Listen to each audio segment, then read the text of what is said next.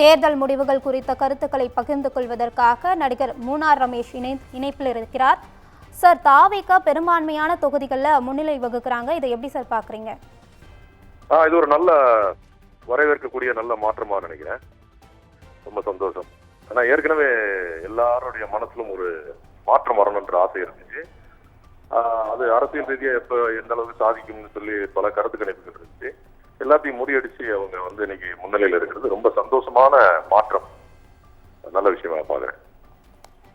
ஒரு பேட்டியில நீங்க விஜய் ஜெயிப்பாரு அப்படின்னு சொல்லியிருந்தீங்க. அது உறுதியாகி இருக்கா சார்? இந்த முடிவுகள் அதுதான் சொல்ல வருதா? ஆமா ஆமா, ரஞ்சித் ஆங்கர் தான் கேள்வி கேட்டா. அவர் தான் கேள்வி கேட்டாரு.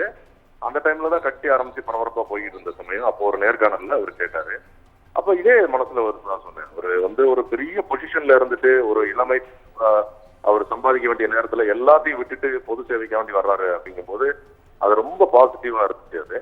அது ஒண்ணுதான் ரீசனா சொல்ல முடியும். ஏன்னா அவர் இதுக்கு முன்னாடி அரசியல் பண்ணதில்லை, அவர் ஆட்சியில வந்ததில்லை, பதவியில இருந்ததில்லை.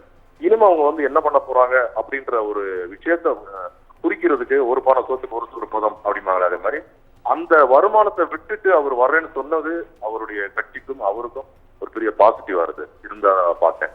அதனால அவர் வரணும், இந்த அளவுக்கு மக்கள் நம்மளை கொண்டு வச்சதுக்கு அவங்களுக்கு ஏதாவது திருப்பி செய்யணும் அப்படின்னு அவர் நினைக்கிறது. அந்த மாதிரி விஷயம் பார்க்கும்போது அவர் அன்னைக்கே ஒரு ஜெயிச்சிட்டார் அப்படின்னு நான் நினைச்சேன்.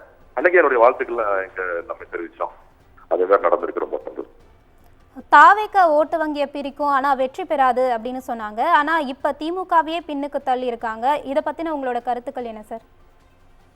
இது அதான் ஒரே ஒரு வார்த்தை தான். எப்படின்னா, நம்ம எந்த ஆட்சியாளர்களையும் குறை சொல்லல. இதுக்கு முன்னாடி இருந்தவங்க சீனியர்ஸ், டிஎம்கே ஆகட்டும், ஏடிஎம்கே ஆகட்டும், பெரிய பெரிய அனுபவசாலிகள் எல்லாமே ஓகே. ஆனா எல்லாம் ஒரே ஒரு ஃபார்மட்ல அப்படியே பாலிடிக்ஸும் எல்லாமே போய்கிட்டு இருந்துச்சு. அப்போ இளைஞர்கள் வர்ற காலத்திலையும் நம்ம நாட்டுக்கும் ஒரு புது மாதிரியான ஒரு அரசியலும் புதிய ஒரு இளைஞர்கள் அவங்க அனுபவம் இருந்தாலும் சரி இல்லாட்டியும் சரி எல்லாம் படித்தவர்கள் தான் இளைஞர்கள்ங்கும் போது ஒரு முற்போக்கு சிந்தனை இருக்கும். அப்போ அந்த அடிப்படையில ஒரு புதிய மாற்றம் வந்தா நல்லது அப்படின்றதுதான் நினைக்கிறேன்.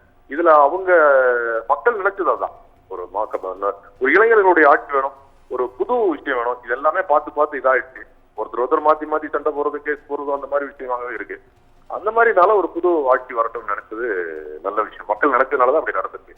சோ இவங்க சொன்னது எல்லாமே கூட்டம்லாம் ஓட்ட ஆயிருமா அப்படின்லாம், ஏன்னா அது நமக்கும் யாராலையும் கணிக்க முடியல.